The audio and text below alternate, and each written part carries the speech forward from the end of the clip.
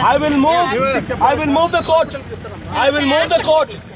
అందరూ ఉద్యోగాలు ఊడిపోయే విధంగా నేను కోర్టుకు పోతా. నేను తమాషా ఏమన్నా. కర్ణాటకలో జగన్మోహన్ రెడ్డిపై సంచలన కేసు నమోదైంది. ఏ క్షణంలో అయినా అరెస్టుకు రంగం సిద్ధమైపోయింది. ఇంతకీ కర్ణాటకలో జగన్మోహన్ రెడ్డిపై కేసు పెట్టింది ఎవరు, ఏమని కేసు పెట్టారు, అసలు కర్ణాటక పోలీసులు నిజంగా అరెస్టు చేయబోతున్నారా లేకపోతే నేనేమన్నా బొంబాయి కబుర్లు చెబుతా అనుకుంటున్నారా అనేటువంటి సంచలన అంశాన్ని ఈ వీడియోలో మీకు పూర్తిగా వివరించబోయే ముందుగా ఇప్పటివరకు మన ఛానల్ సబ్స్క్రైబ్ చేయని వాళ్ళు ఖచ్చితంగా సబ్స్క్రైబ్ చేయండి, మరో నలుగురితో చేయించండి. ఇక విషయానికి వస్తే జగన్మోహన్ రెడ్డి 4.5 సంవత్సరాలుగా అందరి మీద కేసులు పెట్టి కక్ష తీర్చుకుంటున్నటువంటి దౌర్భాగ్యం మనందరికీ తెలుసు. సరే, తన మీద కూడా తను చేసినటువంటి అవినీతి పనులకి, అక్రమాలకి, దుర్మార్గాలకి, దోపిడీలకి 32 కేసులు తన డిక్కీ కింద ఉన్నాయి. 11 ఈడీ సిబిఐ ఛార్జ్షీట్లు ఉన్నాయనేది మనందరికీ తెలుసు. అతనేం సచ్చీలుడు కాదు. ఓకే, అయితే ఇప్పుడు కర్ణాటకలో ఒక కొత్త కేసు, అంటే ముఖ్యమంత్రి అయిన తర్వాత నాకు తెలిసి, అంటే నాకు తెలియకుండా ఇన్నైనా ఉండొచ్చు, ఎందుకంటే ఇట్లా పనులు చేసేవాళ్ళ మీద ఏ కేసులు ఉన్నాయో మనకు తెలియదు. బట్ కర్ణాటకలో ఒక కొత్త కేసు నమోదవుతున్నట్టుగా తెలుస్తూ ఉంది. తన ముఖ్యమంత్రి అయిన తర్వాత ఇదే మొట్టమొదటి కేసుగా తేల్తా ఉంది. ఏందయ్యా ఈ కేసు అంటే, జగన్మోహన్ రెడ్డి భారతీయ సిమెంట్ అనేటువంటి సిమెంట్ కంపెనీ పెట్టాడు కదా. సరే, వేరే ఊరిదైనా కావచ్చు, కానీ సిమెంట్ కంపెనీ అయితే జగన్మోహన్ రెడ్డి గారిదే నాకు తెలిసి. ఆయన ఆధ్వర్యంలోనే నడిచింది.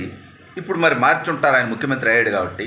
మొత్తానికి ఆ రోజు ఆ భారతీయ సిమెంట్ అనేటువంటి కంపెనీ పెట్టేటప్పుడు కర్ణాటకలోని ఒక వ్యక్తి దగ్గర దాదాపు 50 కోట్ల రూపాయల డబ్బు తీసుకున్నట్టుగా, ఆ తర్వాత అతన్ని బలవంతంగా గన్ను పెట్టి, అంటే బెంగళూరులో ప్యాలెస్ ఉంది కదా జగన్మోహన్ రెడ్డి, మీ అందరికీ తెలుసు కదా యలహంకలో, ఆ ప్యాలెస్ దగ్గరికి పిలిపించుకొని మాట్లాడదామని చెప్పి, నీకు వచ్చిన ఆదాయంలో డబ్బులు రిటర్న్ ఇస్తానని చెప్పి, ఆదాయం ఇస్తానని చెప్పి అతను ప్యాలెస్కి వచ్చిన తర్వాత గన్ను పెట్టి అతని షేర్లు మొత్తం కూడా రాపించుకున్నట్టుగా తెలుస్తూ ఉంది. దీని మీద అతని మునిమనవడు ఇప్పుడు, అంటే ఆ రోజుల్లో అతను ఎవరో పాపం 90 సంవత్సరాల ముసలతనంట, అతని మునిమనవడు ఇప్పుడు కర్ణాటకలో కేసు పెట్టడానికి సిద్ధమైనట్టుగా తెలుస్తూ ఉంది. ఆ కేసు మీద కర్ణాటక పోలీసులు కూడా చాలా తీవ్రంగా ఆగ్రహంగా ఉన్నట్టుగా తెలుస్తూ ఉంది. ఎందుకంటే ఓ కన్నడ వ్యక్తిని జగన్మోహన్ రెడ్డి మోసం చేస్తే వాళ్ళు ఒప్పుకోవడానికి సిద్ధంగా లేరనేది మనకు వస్తున్నటువంటి విశ్వసనీయమైనటువంటి సమాచారం. బీవీఆర్ సొల్లు చెప్తున్నావు కదా అని మీరు అనొచ్చు. మరి మార్గదర్శి కేసులో రామోజీరావు గారి ఎవరో యూరి రెడ్డి అంట, యూరి రెడ్డో ఎవడైతే వెనకైతే తోకలో అయితే ఆ రెడ్డి అనేది అయితే ఉంది, యూరి రెడ్డి అనంట.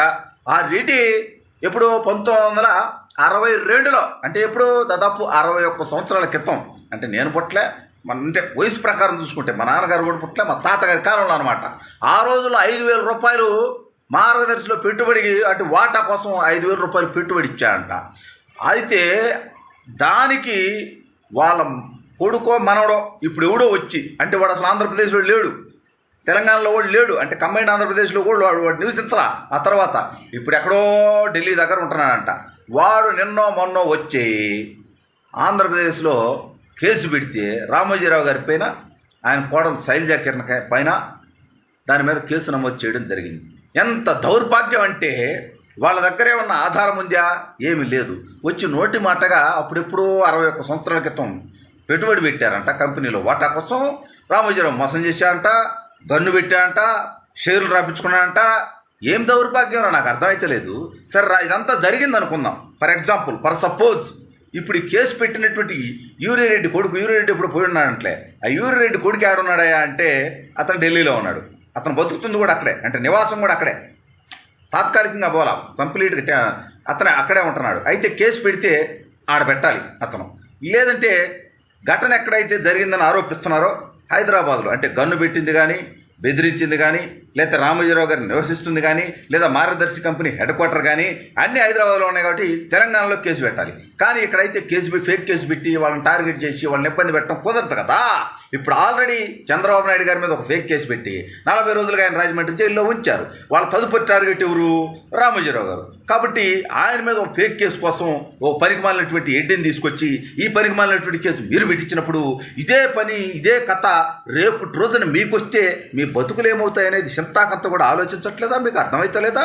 ఒక్క జగన్మోహన్ రెడ్డికి చెప్పట్లేనండి. ఇది వైసీపీలో ఉన్నటువంటి నాయకులు, అదేవిధంగా ఈ కేసులకు సహకరించేటువంటి ప్రభుత్వ అధికారులు, పోలీసులు, మీ అందరి మీద కూడా, మీ ఆస్తుల మీద, మీ వ్యాపారాల మీద కూడా రేపు పొద్దున ఎవడో ఆ రోజుల్లో మా మొత్తాతో 5,000 ఇచ్చాడు, 50 రూపాయలు ఇచ్చాడు, 100 రూపాయలు ఇచ్చాడు కాబట్టి ఇవాళ కేసు పెట్టాలి, మమ్మల్ని బెదిరించారు అంటే వాటి మీద కేసులు పెట్టేటువంటి పరిస్థితి ఉంటే ఎంత దౌర్భాగ్యమైనటువంటి పరిస్థితి. ఇదే పని ఇప్పుడు ఎవడన్నా కర్ణాటకలో చేస్తే అంటే ఎవడన్నా కొంచెం ఒక్కరొకటి తెలియగలడు, మీ బతుకులు ఏమవుతాయి? నిజంగా అక్కడ ప్రభుత్వం కనుక మిమ్మల్ని టార్గెట్ చేయదలుచుకుంటే మీ పరిస్థితి ఏమవుద్ది? అసలు వాళ్ళు వీళ్ళు ఎందుకు షర్మిలా గారు కేసు పెడితే ఏమవుతుంది పరిస్థితి? అంటే షర్మిలా గారికి కూడా మన జగన్మోహన్ రెడ్డి గారు తన ఆస్తిలో వాటా ఇయ్యలేదు కదా, ఆమె బహిరంగంగా చెప్పింది కదా.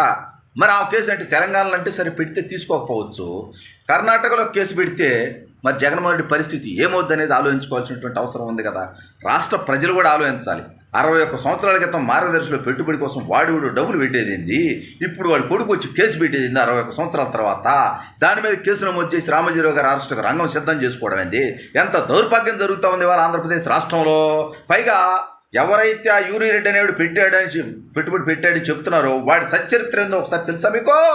వాడు దేశద్రోహం కేసు మీద ఈ దేశం నుండి పారిపోయినటువంటి దౌర్భాగ్యుడట.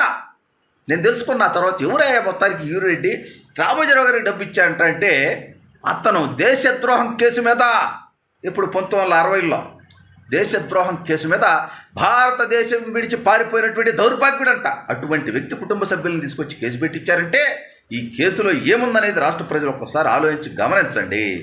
I will move the court.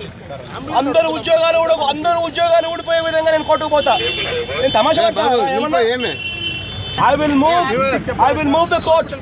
I will move the court. అందరు ఉద్యోగాలు ఊడిపోయే విధంగా నేను కోర్టుకు పోతా. నేను తమాషా I will move the court. అందరు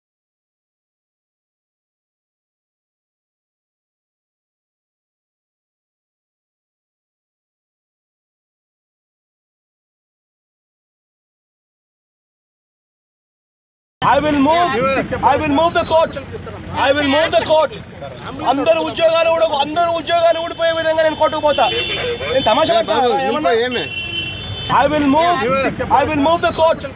I will move the court.